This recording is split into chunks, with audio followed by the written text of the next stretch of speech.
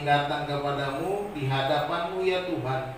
Kami buka hati kami, jiwa roh kami, untuk mendengarkan kebenaran firman Tuhan.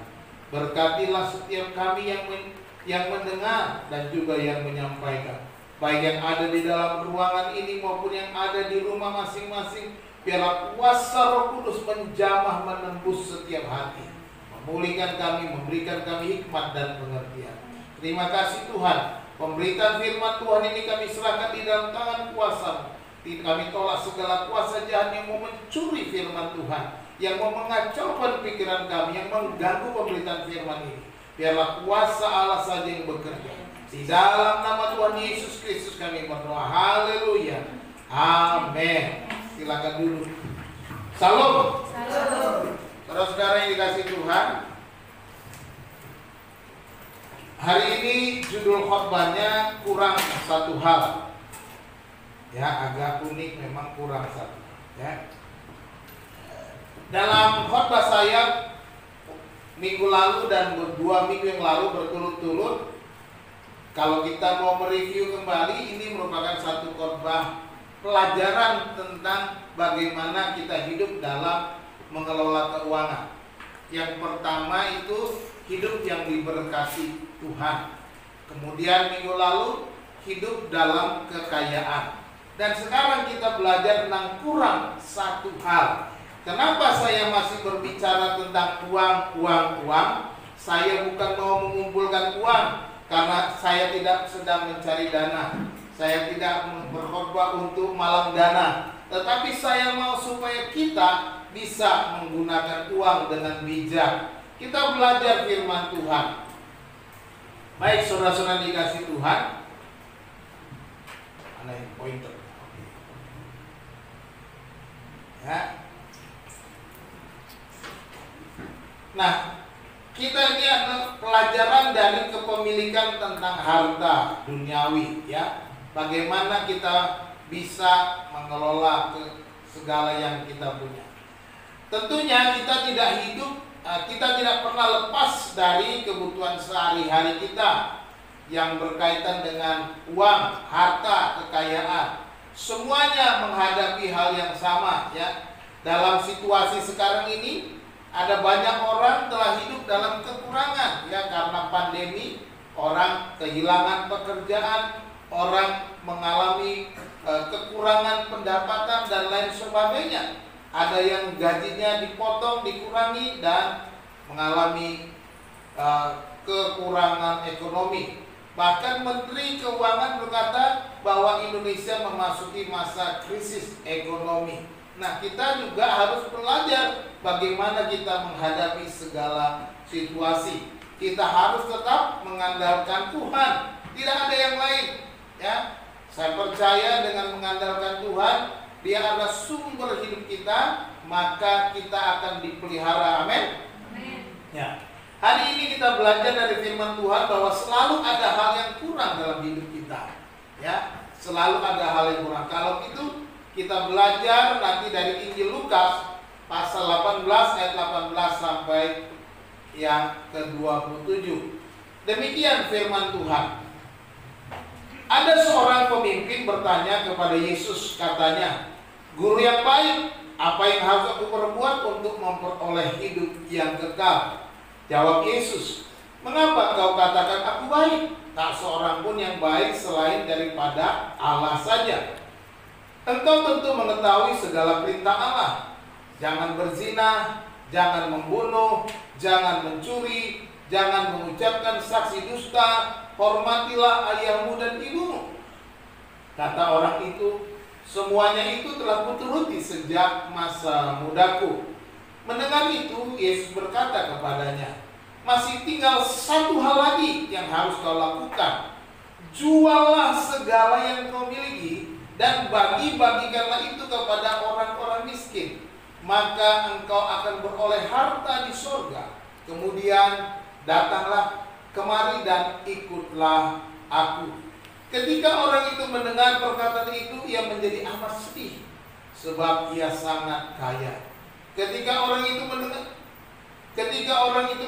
ia menjadi amat sedih sebab ia sangat.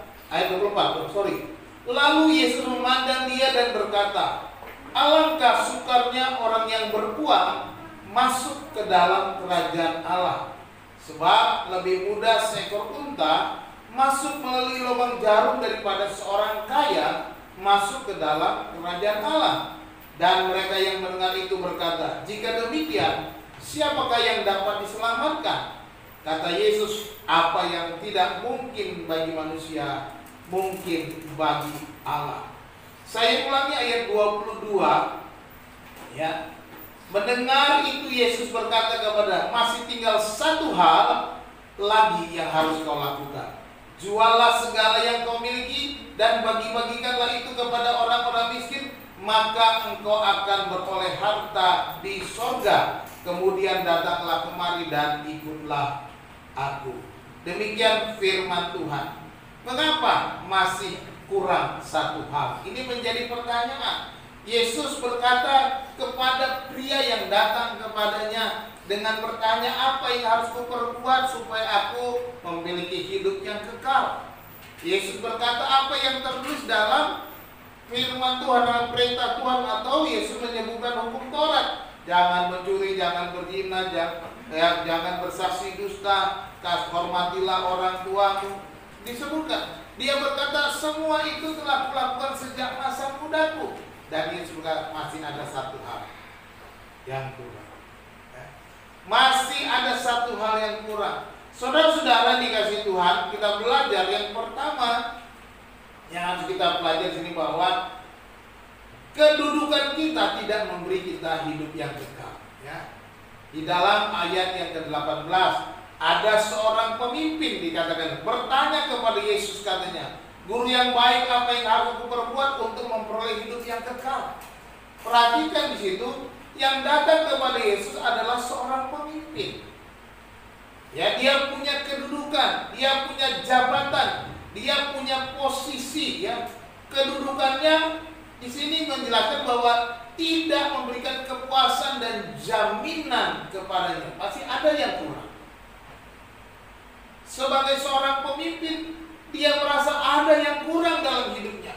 Dia sudah punya jabatan, dia punya kedudukan, dia tidak mendapatkan rasa aman, rasa damai, hidupnya kekal. Memiliki kedudukan tidak menjamin kalau kita memiliki hidup yang kekal. Kita perhatikan di sini bahwa jaminannya tidak memberikan jawaban atas kebutuhan rohaninya.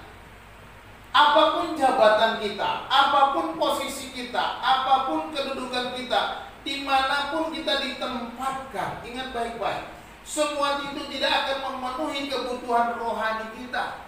Kebutuhan rohani menjadi satu hal yang kurang bagi orang ini. Bagaimana dengan kita? Apakah kita masih mencari-cari? Orang ini memiliki kedudukan, tetapi jiwanya kosong. Ada sesuatu yang kurang. Ada contoh lain, Nikodemus dalam Yohanes pasal yang ketiga. Pada suatu malam datang kepada Yesus, bertanya-tanya. Dia berkata, aku tahu bahwa engkau datang dari Allah. Kalau enggak, engkau bisa lakukan semuanya itu. Tapi Yesus berkata, engkau harus dilahirkan kembali. Nikodemus, dia seorang pemimpin agama Yahudi. Dia seorang ahli Taurat. Sama dengan pria ini, dia seorang pemimpin. Dia sudah melakukan semua yang sudah Tuhan perintahkan sejak masa muda. Nikodemus juga pemimpin agama. Dia masih ada yang kurang. Saudara-saudara dikasih Tuhan, kita perhatikan di sini bahwa jabatan atau kedudukan kita, apapun itu, semua itu tidak memberikan kepuasan bagi kebutuhan kita, jiwa kita. Kala ku cari damai, hanya ku dapat dalam Yesus.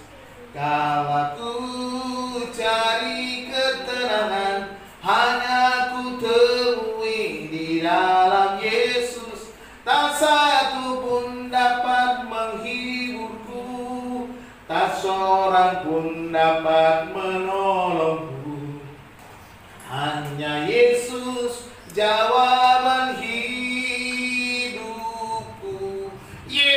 satu-satunya jawaban atas segala kekurangan-kekurangan kita. Yesus satu-satunya jalan supaya kita mendapatkan jawaban daripada kekosongan jiwa kita. Yesus satu-satunya yang sanggup, yang dapat melepaskan saudara dari segala kekurangan yang engkau miliki. Seperti pria ini, dia datang kepada Yesus, tapi kita lihat peristiwanya, dia gagal mendapatkannya karena dia menolak. Dia pergi dengan sedih hati. Sayang sekali pria ini pergi dengan sedih hati meninggalkan Yesus. Dia tidak mau supaya Yesus menguasai hidupnya. Saudara sudah dikasih Tuhan, kita yang sudah mengikut Tuhan, kita yang sudah berkali-kali mendengar firman Tuhan, kita yang sudah sering menjadi orang yang mendengar khotbah-khotbah dari firman Tuhan, dari mimbar-mimbar, sering datang ke gereja, sering datang persekutuan. Apakah Yesus sudah menjadi jawaban dari setiap kekosongan, dari setiap kekurangan yang ada di dalam hidupmu? Jangan hanya jadikan ini sebuah liturgis, sebuah kegiatan rutinitas, beribadah sebagai rutinitas, beribadah sebagai kegiatan biasa yang merasa, nah kalau nggak gereja nanti ditanya orang, kenapa nggak gereja? Ditanya Pak Pendeta, kok nggak gereja? Akhirnya kita datang gereja. Jangan jadikan kehidupan datang ke gereja sebagai sebuah rutinitas, tidak menjadi jawaban. Perhatikan orang, perhatikan Nikodemus. Jabatan mereka sebagai pemimpin agama, jabatan mereka sebagai pemimpin apapun, tidak menjawab seluruh kehidupan.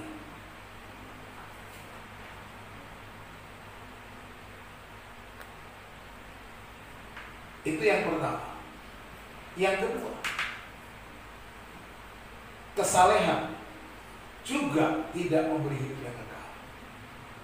Hidup yang saleh belum tentu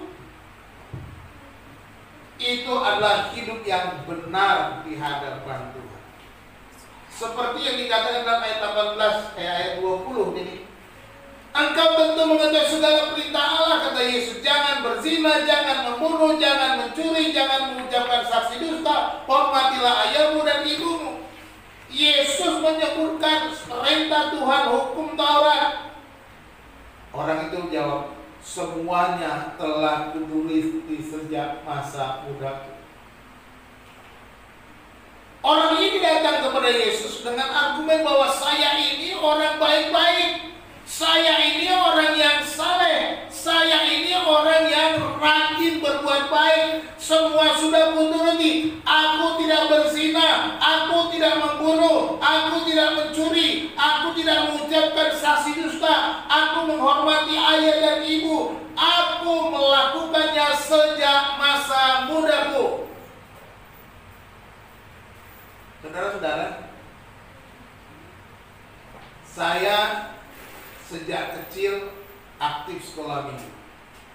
Sejak kecil saya aktif di sekolah minggu dari kecil. Rajin ke gereja. Rajin ke gereja. Waktu di Sumatera saya masih kecil, saya ke gereja. Sampai ke Jakarta juga saya rajin sekolah minggu, setiap minggu ke gereja. Bahkan saya menjadi guru sekolah minggu masih SMP kelas 3. Tetapi saya mau katakan, saya masih merasakan kekosongan pada waktu itu. Saya masih merasa takut. Saya masih merasa khawatir masa depan saya. Saya tidak merasa bahwa kesalehan saya, kebaikan saya yang saya sudah lakukan sejak kecil akan menjamin saya masuk ke surga. Ketika saya SMA kelas 1, saya baru bertobat. Saya terima Yesus dalam sebuah kebaktian kebangunan rohani. Saya menyadar sejak saat itulah Yesus mengisi kekosongan itu. Yesus menjawab kekurangan saya. Perhatikan, sebelumnya saya sudah rajin-rajinnya, aktif-aktifnya ngajar sekolah minggu, tapi masih merasa takut. Kalau orang tanya, kalau kau mati kau masuk ke surga apa tidak, saya nggak tahu. Saya takut, karena kalau saya bilang ke surga saya nggak yakin. Ya, walaupun saya percaya Yesus, tapi saya nggak yakin kalau saya mati masuk surga. Karena saya sadar di dalam kebaikan-kebaikan yang saya buat, saya menyimpan sesuatu, menyimpan dosa yang ada pada saya. Saya menyadari, saya sadari bahwa ada banyak dosa juga yang saya perbuat di dalam kesalahan-kesalahan saya. Ada banyak yang tersembunyi yang orang lain nggak tahu bahwa saya orang berdosa. Sehingga saya khawatir ada satu yang kurang dalam hidup saya. Dan ketika saya bertobat, ketika saya lahir baru, ketika saya menerima Yesus Kristus sebagai Tuhan dan Juru Selamat saya, waktu saya kelas 1 SMA, sejak itu hati saya diubahkan. Hati saya penuh dengan sukacita. Hati saya diubahkan oleh Tuhan. Hati saya merasa bahwa Tuhan sudah menjamah saya. Tuhan sudah menjawab kekurangan saya. Tuhan sudah mengisi kekosongan hati saya, bahwa saya memiliki hidup yang kekal. Sejak itu saya gak pernah ragu lagi. Saya yakin bahwa dosa-dosa saya sudah diampuni. Saya yakin saya masuk surga karena pengampunan dosa. Bukan karena kebaikan-kebaikan saya, bukan karena saya melakukan perintah Tuhan, bukan karena saya melakukan firman Tuhan, tetapi karena kebaikan Tuhan, karena kasih Tuhan, pengampunan dari Tuhan. Itu yang menjamin saya. Orang ini datang, semuanya sudah kulakukan sejak masa muda. Saudara-saudara, hati-hati ya. Jangan sampai semua yang kita perbuat hanya untuk menutupi dosa-dosa kita, supaya orang lihat kita orang baik, orang saleh. Semua itu adalah sebuah kepalsuan. Semua itu kamuflase yang kita sembunyikan di balik kesalehan. Yesus mengingatkan isi hukum Taurat. Orang ini berkata, semuanya telah kuturuti sejak masa muda. Perhatikan, pria ini adalah orang yang saleh sejak muda. Ya. Luar biasa. Dia bilang, semuanya telah kuturuti sejak masa mudaku. Pria ini tanpa cacat, kata semuanya seolah-olah sempurna. Ya, kita nggak tahu. Yang kedua, pengakuannya. Dan pria ini merasa sudah lebih baik secara rohani. Hati-hati. Jangan kita seperti pria ini yang merasa saleh sejak muda, tanpa cacat, dan merasa lebih baik secara rohani. Ada banyak orang yang saya temui sendiri, kelihatannya rohani tetapi rohana. Kelihatannya rohani. Ada banyak orang akhirnya menjadi apa? Sombong rohani. Ini hati-hati. Ketika merasa lebih rohani, berarti kita menjadi sombong rohani. Sama dengan kita jatuh ke dalam dosa kesombongan. Hanya saudara dan Tuhan yang tahu seperti apa keadaan saudara, hati saudara, dosa saudara. Seperti saya tadi, saya orang yang rajin, orang yang taat orang tua, orang yang suka sekolah minggu, orang yang rajin baca Alkitab. Tapi saya tahu saya punya dosa. Saya ketakutan karena dosa saya ini. Gak mungkin. Saya bilang, walaupun saya sudah baik-baik, tapi dosa yang sedikit saja, saya merasa gak mungkin saya bisa diterima Tuhan. Tapi saya terus berbuat baik. Saya berharap kebaikan saya juga akan Tapi firman Tuhan nggak mengajarkan begitu. Firman Tuhan tidak mengajarkan bahwa kebaikanmu akan membawamu ke surga. Tapi kasih karunia Tuhan yang membawa kita ke surga. Amin. Pria ini sekalipun sudah sempurna dia menurut dia, sudah hebat menurut dia, dia masih punya kekosongan, masih kurang satu hal, ya. Masih kurang satu hal. Sekalipun dia sudah melakukan firman Tuhan, ya.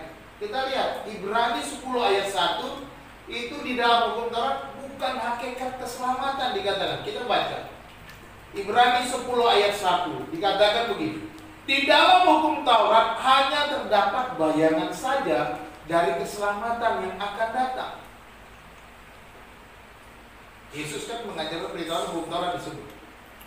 Tapi itu sudah kebayangan dan bukan hakikat dari keselamatan itu sendiri. Ya. Karena itu dengan korban yang sama yang setiap tahun terus-menerus dipersembahkan, hukum Taurat tidak mungkin menyempurnakan mereka yang datang mengambil bagian di dalamnya. Perhatikan, dalam hukum Taurat, imam-imam tiap tahun mempersembahkan korban tiap tahun. Tetapi dengan Kristus mati di kayu salib, mempersembahkan hidupnya, mempersembahkan tubuhnya, mempersembahkan dirinya, dikorbankan untuk pengampunan sekali untuk selama-lamanya. Tidak perlu lagi ada pengorbanan-pengorbanan. Darah Yesus dikorbankan kembali. Yesus menjadi anak domba Allah satu kali untuk selama-lamanya. Yesuslah hakikat keselamatan itu. Hukum Taurat hanya bayangan saja.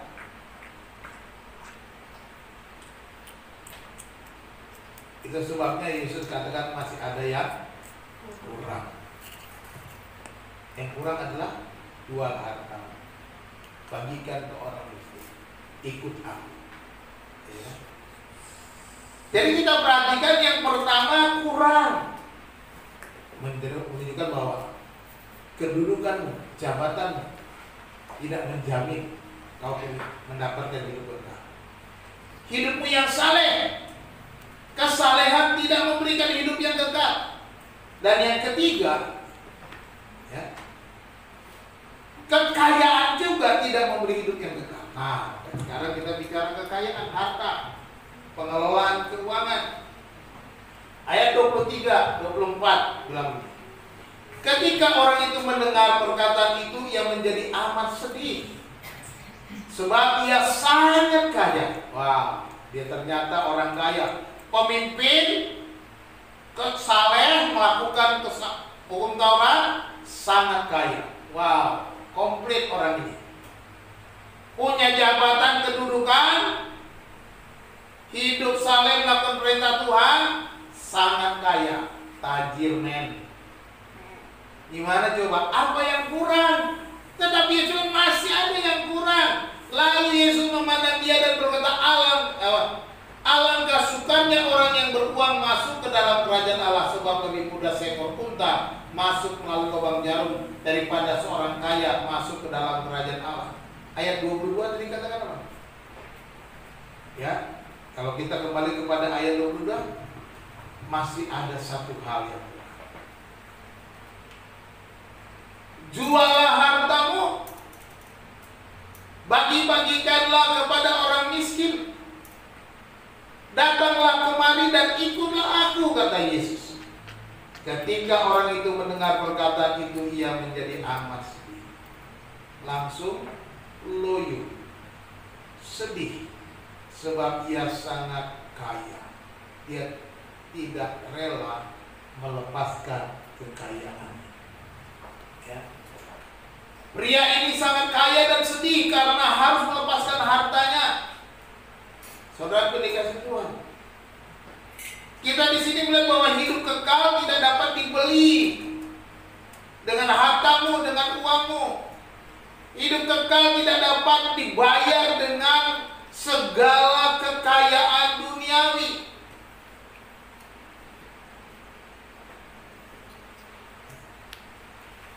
Dan kita lihat pelajaran bahwa kekayaan tidak dapat memberikan kepuasan jiwa akan hidup kekal.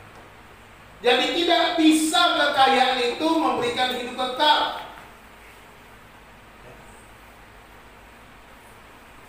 Contoh lain, orang kaya dan Lazarus. Orang kaya dan Lazarus. Kita akan baca. Orang kaya itu menderita sengsara di alam maut, sedangkan Lazarus berada di pangkuan Abraham. Ini pangkuan Abraham itu ada gambaran tempat penantian orang percaya, yaitu bersama dengan Bapak Abraham. Ada banyak orang bingung, kok Abraham segede apa mangku orang? Kalau semua orang mati semua di pangku itu Abraham, gimana segede apa? Bukan itu gambaran dekatnya bahwa kita bersama dengan Bapak Abraham, kita dekat dengan Bapak Abraham. Ya, pangkuan itu bukan berarti semuanya dipangku sama Abraham. Itu cuma bahasa. Ya. Nah, kita perhatikan orang Lazarus nih dengan orang kaya itu. Ya, Lukas 16, ini saya bacakan. Ada seorang kaya yang selalu berpakaian jubah ungu dan kain halus, dan setiap hari ia bersukaria dalam kemewahan. Ini orang kaya. Dan ada seorang pengemis bernama Lazarus, badannya penuh dengan borok, berbaring dekat pintu rumah orang kaya itu, dan ingin menghilangkan laparnya dengan apa yang jatuh dari meja orang kaya itu. Malahan anjing-anjing datang dan menjilat boroknya. Kemudian matilah orang miskin itu, lalu dibawa oleh malaikat-malaikat ke pangkuan Abraham. Orang kaya itu juga mati lalu dikubur. Dan sementara ia menderita sengsara di alam maut, ia memandang ke atas, dan dari jauh dilihatnya Abraham dan Lazarus duduk di pangkuannya. Lalu ia berseru, katanya, Bapak Abraham, kasihanilah aku. Suruhlah Lazarus supaya ia mencelupkan ujung jarinya ke dalam air dan menyejukkan lidahku, sebab aku sangat kesakitan dalam nyala api ini. Lihat, orang kaya dan Lazarus yang miskin, ternyata orang kaya tidak mendapatkan hidup yang kekal. Dengan kekayaannya ternyata dia mati, dan kemudian dikatakan dia dibawa ke tempat penderitaan. Orang itu mati dikubur, dan sementara ia menderita sengsara di alam maut. Nah itu, sementara menderita di alam sengsara di alam maut. Dan Lazarus dia melihat hidup nyaman, berbeda posisi. Di dunia orang kaya itu hidup senang, menikmati kekayaannya, menikmati segala yang dia miliki tanpa peduli kepada Lazarus. Dia tidak peduli kepada Lazarus. Lazarus hanya mengharapkan remah-remah yang jatuh dari meja orang kaya itu, dan mengharapkan dapat makanan mengisi perutnya yang lapar. Orang kaya ini tidak pernah peduli pada Lazarus ada dekat di depan matanya, dia melihatnya setiap hari, tapi dia tidak pernah peduli. Hartanya lebih penting daripada Lazarus. Inilah yang diingatkan kepada pria yang datang kepada Yesus itu. Yesus berkata, pergilah, jualah segala hartamu, bagi-bagikanlah kepada orang miskin, datanglah kemari dan ikutlah aku. Yesus mau supaya kita tidak terikat oleh harta. Yesus mau supaya hati kita tidak melekat kepada kekayaan. Yesus mau supaya setiap orang yang mau mengikut Dia tidak ada kepalsuan. Ikut Tuhan dengan sepenuh hati, tanpa beban. Jangan kita diikat oleh harta kita.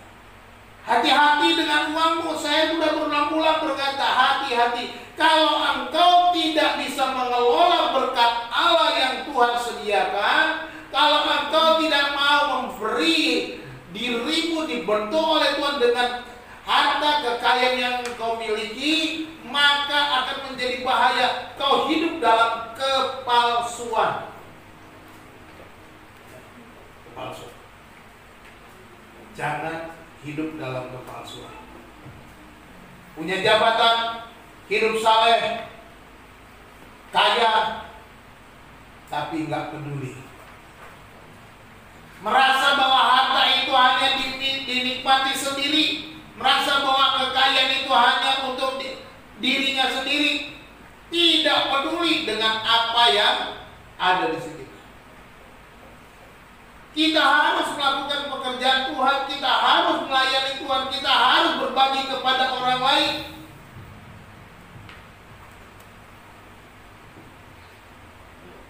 Pria ini kurang satu hal untuk memperoleh hidup yang kekal. Kita pun mungkin bisa saja kekurangan satu hal kalau kita terikat hati kita dengan kekayaan. Bagi penutup, kurang satu hal, kedudukan, kesalehan, kekayaan tidak memberi hidup yang kekal. Kita belajar bahwa Yesus mengingatkan bahwa jangan terikat kepada harta. Inilah yang Yesus minta kepada orang ini. Juallah hartamu, bagi-bagikanlah kepada orang miskin, dan ikutlah aku. Ini, apakah kita mau melepaskan hak, melepaskan kedagingan? Kedagingan itu namanya kalau kita ingin menikmati segala-galanya dengan uang kita. Kita tidak peduli dengan lingkungan, tidak peduli dengan sesama. Kita mau ikut Tuhan tapi kita juga tidak peduli, nggak bisa. Kita harus lengkap. Jangan hatimu terikat oleh hartamu. Jangan hatimu terikat oleh kekayaanmu. Jangan hatimu terikat oleh kedudukanmu. Jangan hatimu terikat oleh berbagai macam rutinitas kesalehanmu dan merasa kau paling benar. Ada banyak orang menjual imannya karena kedudukan, ya. Karena kedudukan, karena jabatan, dia melepas imannya dan dia rela. Yang penting saya punya jabatan. Dengan jabatan ini saya bisa kaya, saya punya uang, saya bisa kelihatan saleh. Nah, hati-hati. Ada banyak orang kehidupannya kelihatan saleh, beragama, menjalankan ibadah, tetapi korupsi. Hati-hati. Inilah yang ditegur oleh Yesus sebenarnya, kepalsuan, tipuan yang ditimbulkan sendiri oleh setiap orang. Yang paling penting, ikutlah aku, kata Yesus. Follow me. Ya. Ikut Yesus dengan teguh, ikut Yesus dengan setia. Tapi pria ini meninggalkan Yesus dengan amat sedih karena hatinya terikat kepada harta. Mencintai harta lebih besar daripada mencintai Tuhan. Ini adalah dosa besar.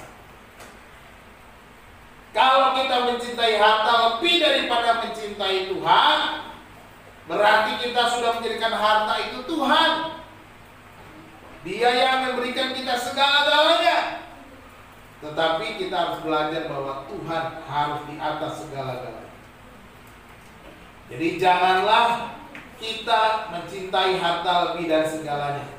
Jika tidak, masih kurang satu hal, yaitu ingatlah firman Tuhan dalam 1 Timotius pasal 6 ayat yang ke-10. Apa yang dikatakan? Ini saya ulang-ulang terus dalam 3 khotbah saya berturut-turut. Karena akar segala kejahatan ialah cinta uang. Sebab oleh memburu uanglah beberapa orang telah menyimpang dari iman dan menyiksa dirinya dengan berbagai-bagai duka. Apakah hati kita melekat dengan uang? Berarti kita mencintai uang. Kita gak rela melepas uang kita hanya untuk pekerjaan Tuhan. Kita gak rela melepas uang kita hanya untuk membantu orang yang susah. Kita gak rela memberi kepada orang yang di depan mata kita, ya, susah, menderita. Ini artinya kita sedang mencintai uang kita. Akar segala kejahatan adalah cinta uang. Oleh karena cinta uang, orang melakukan korupsi. Oleh karena cinta uang, orang melakukan pembunuhan. Oleh karena cinta uang, orang melakukan perampokan.